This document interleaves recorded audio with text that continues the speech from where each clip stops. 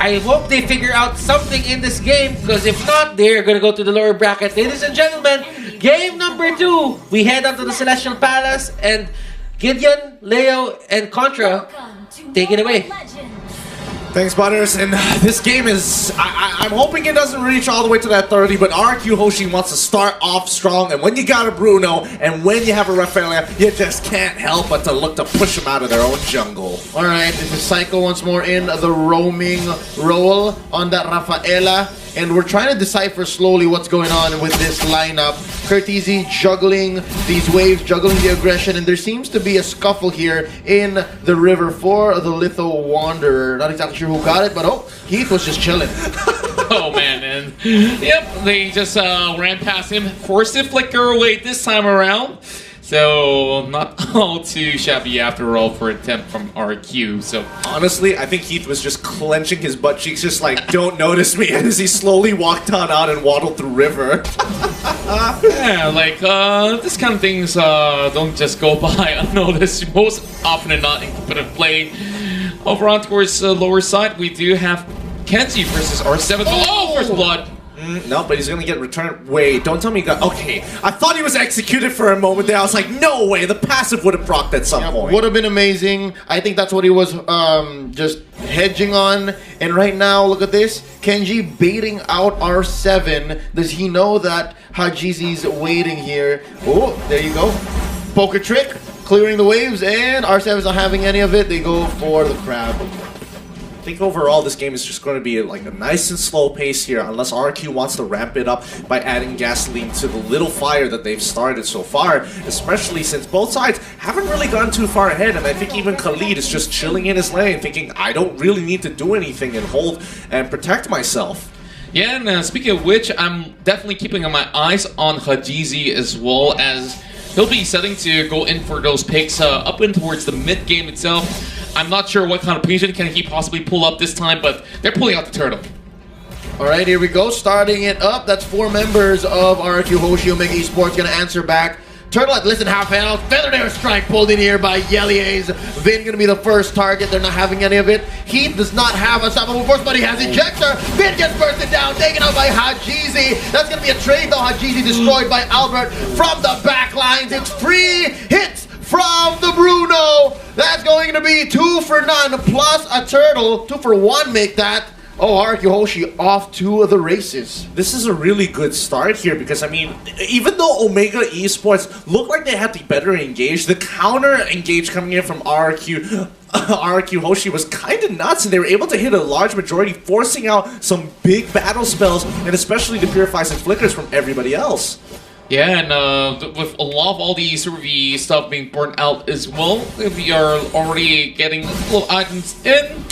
Of course, still pretty much early in the phase. Spot anything interesting, gentlemen?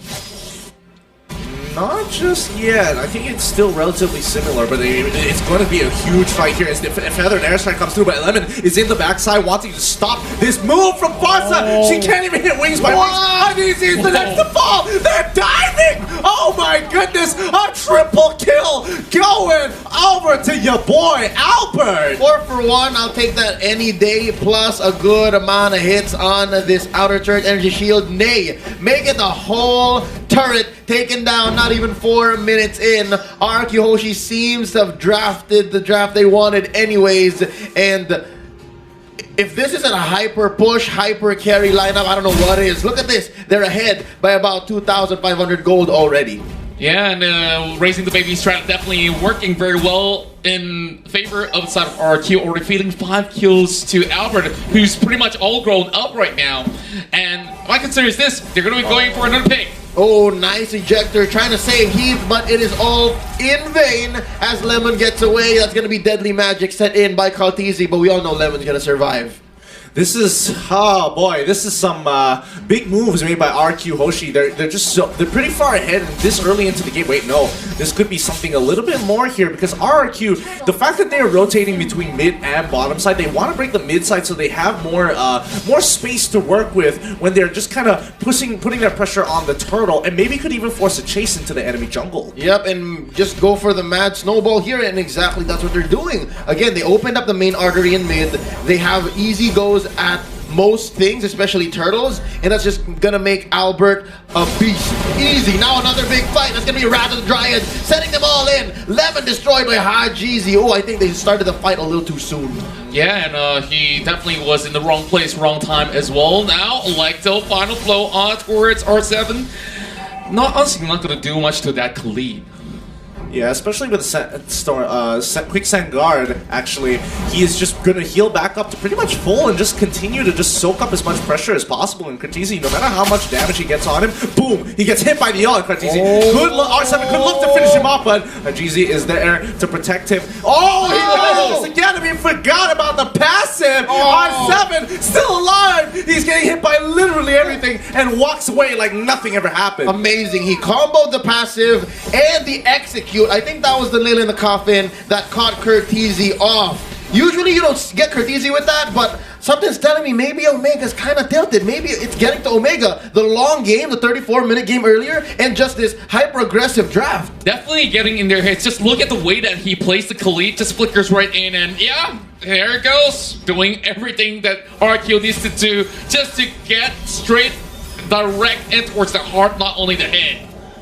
It's getting scary here, because if this is the tactics that RRQ are going to employ just to tilt their opponents, dragging out the 30-minute games, oh no. Oh, nice use of the Rampaging Sandstorm, forcing Heath to go for the flicker back. Hey, if you're using your opponent's tanks, again, a playmaking tanks, skills and battle spells to just push them back and just go for failed attempt, it's gonna be a non-starter. And if you do this for the next 3 minutes, you're gonna see Vynn here, Albertt, build up to more than just a Berserker's Fury. I'm seeing maybe a battle, an endless battle in 2 minutes. I suppose, but I think, like, they got the Berserker's Fury. Endless Battle is probably going to be coming up real soon as well, like you said. But is that going to be enough? Like, what happens once Omega has kind of scaled up and, oh, this is a pick? Oh, that's Vynn. Oh, he's able to get out despite all the deadly magics. Nice pin down. Imperial Justice onto Heath. And, yeah, you're underneath the turret. You turn it into a chase like this. It's going to be fine. Esports knows to retreat. Oh boy, yikes, just look at how fast he just melted down right there as he tries to go in for the pickup, but even if they managed to get that catch, the rest of Omega Esports evidently wasn't ready to respond to that pick itself, so not sure if it's miscomm or, you know, something that he hopes to just burst down in the blink of an eye. Oh boy, Albertt is so huge. He's literally critting for 1.8k. 1.8k. Let that sink in for a bit, because it's only 7 minutes into this game, going to 8. 1.8k, that's about half of most heroes' life bars at this point. And yeah, no quarter here for this tier 2 turret up top. Oh. Sandstorm starting it up. That's going to be the Feathered Airstrike pushing them back. But no, they already set their sights on Heath and take down the Jawhead, as well as this mid lane turret inhibitors left standing, save for bottom. This is aggression like we've never seen before, at least in the playoffs, especially with a draft that's unorthodox as this. I mean, Albertt is enabled and they want more. Look at that damage. kurtTyz barely stood a chance. Lemon went over the wall just to try and get him with the Dryas, but luckily kurtTyz survives with just a sliver of health.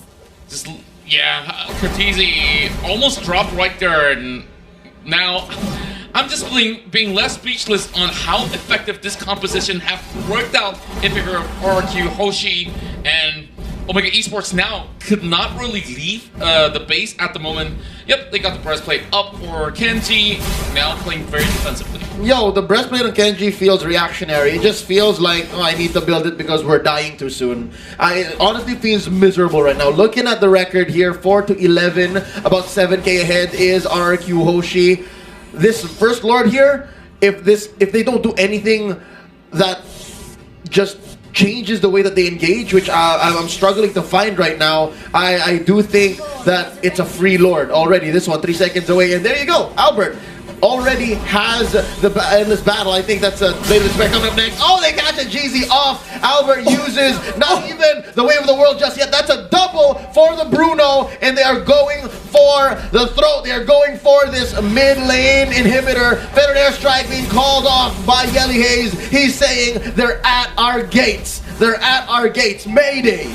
Mayday, mayday, they're already calling the red alert right now as Omega Esports forcing their way out of this one, and RRQ, they're looking to close the game. Oh no, that's it, ladies and gentlemen. 10 minutes in, 4 seconds. RRQ Hoshi shocked the world. 2 Filipino teams back to back, knocked down into the lower bracket. Oh.